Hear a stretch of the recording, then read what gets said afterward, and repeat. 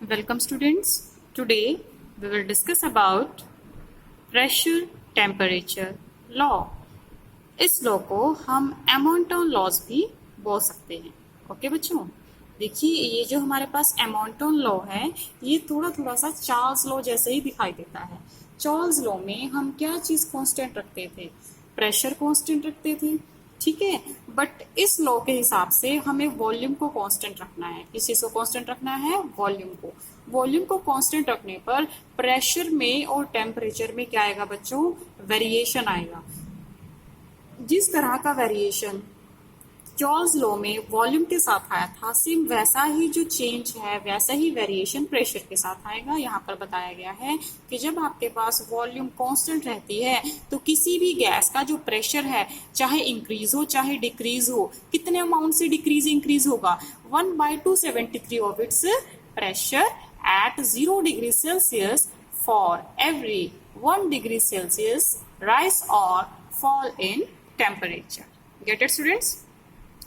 अब next point देखिए, अगर मैं कहती हूँ कि पीटी तो क्या है? Pressure of a gas. कब? जब टेम्परेचर कितना है? T degree Celsius. T degree Celsius temperature कोई भी हो सकता है, 10 डिग्री 20 डिग्री 40 डिग्री कुछ भी हो सकता है। और बच्चों पी नोट क्या है? Pressure of a gas at 0 degree Celsius, ठीक है।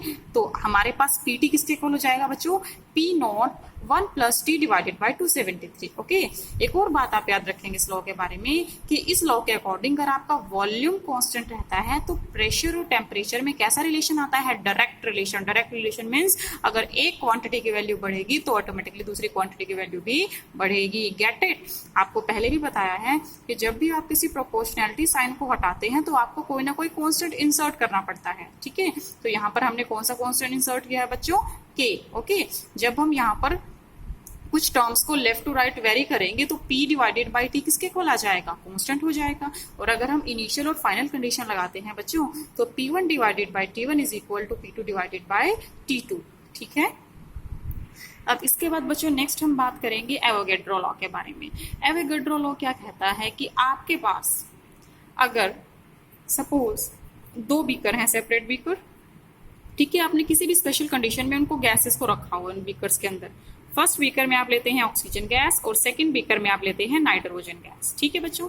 इसके बाद आप दोनों ही गैसेस का जो वॉल्यूम है वो भी इक्वल लेते हैं, ठीक है। दोनों गैसेस का जो टेम्परेचर और प्रेशर है वो भी सेम लेते हैं, ठीक है।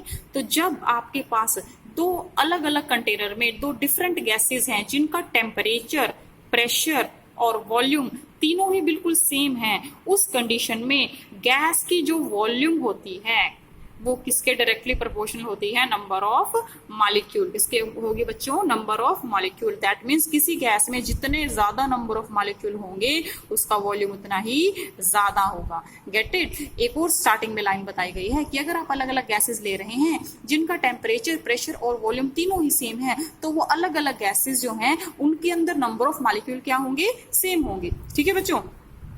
तो अब यहाँ पर देखिए एक और टर्म आप यूज करेंगे, number of mole of a gas. किसी भी गैस के मोल्स कैसे प्रोडक्ट करते हैं?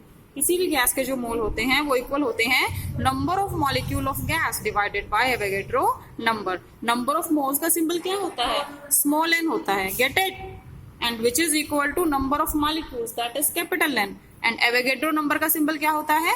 N0। ओके स्टूडेंट, तो यहाँ से आपको एक बात तो क्लियर हो गई कि जो स्मॉल n है, जो नंबर ऑफ मोल्स है किसी भी गैस के, वो किसके डायरेक्टली प्रोपोर्शनल होते हैं? Number of molecule of gas. आपको मेन एवोगैड्रो लॉ में ये बात ध्यान रखनी है जो यहाँ पर फर्स्ट डेफिनेशन दी गई है, और सेकंड इंपॉर्टेंट पॉइंट है कि किसी भी गैस का वॉल्यूम किसके डायरेक्टली प्रोपोर्शनल होता है? Number of molecule. Next point जो आपको याद रखना है वो ये है कि किसी भी गैस के number of molecules, number of moles किसके इक्वल होते हैं? Number of molecule divided by Avogadro number. अब एवोगैड्रो नंबर कितना होता है आपको बता रखा है ना, 6.023 मल्टीप्लाई बाय 10⁻23। ये क्या होता है? एवोगैड्रो नंबर, जिसका सिंबल होता है बच्चों N0। Get it? अब इसके बाद नेक्स्ट हम बात करेंगे गैस इक्वेशन की। गैस इक्वेशन हम कैसे बनाएंगे बच्चों? हम बोयल्स लॉ, चार्ल्स लॉ और एवोगैड्रो लॉ को कंबाइन करके क्या बनाते हैं? Gas equation. देखिए बोयल्स लॉ के केस में क्या चीज कांस्टेंट रखते थे? Temperature.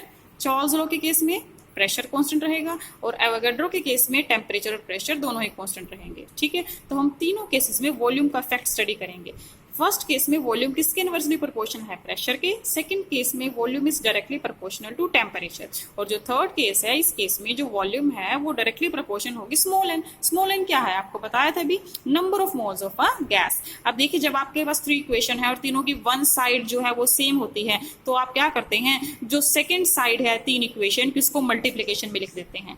Volume is directly proportional to product of 1 divided by P temperature and number of moles. अब आप इस प्रोपोर्शनैलिटी को, साइन को हटाने के लिए कांस्टेंट इंसर्ट करेंगे। ये जो कांस्टेंट है इसका सिंबल क्या है, आपके बार कैपिटल R। Get it. आप इस अरेंजमेंट को, जो आपने जो इक्वेशन बनाई, इक्वेशन नंबर 5, इसको थोड़ा सा आप अरेंज करेंगे, ठीक है।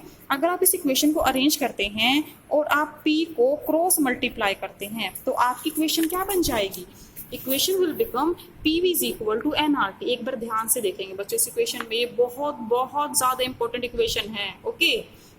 इसको क्या बोलते हैं, आइडियल गैस इक्वेशन। क्या बोला जाता है, आइडियल गैस इक्वेशन। P क्या डिनोट करता है, pressure V, volume N, number of mole R, gas constant T, temperature, ठीक है। PV जो होता है, प्रेशर वॉल्यूम का जो प्रोडक्ट है, वो हमेशा किसके प्रोडक्ट इक्वल होगा, NR and T। Get it. अब देखिए, अगर आप n की वैल्यू 1 लेते हैं तो PV किसके इक्वल हो जाएगा, RT के इक्वल। किसके इक्वल हो जाएगा, RT। और आप सभी को पता है कि R तो क्या है, एक कांस्टेंट है। तो अगर आप PV के डिवाइड में T को ले जाते हैं तो ये क्या आ जाएगा, कांस्टेंट आ जाएगा। आपको ये इक्वेशन ध्यान रखनी है बच्चों। P1V1 divided by T1 is equal to P2V2 divided by T2। ये इक्वेशन आपको न्यूमेरिकल्स में बहुत काम आने वाली है। Get it students.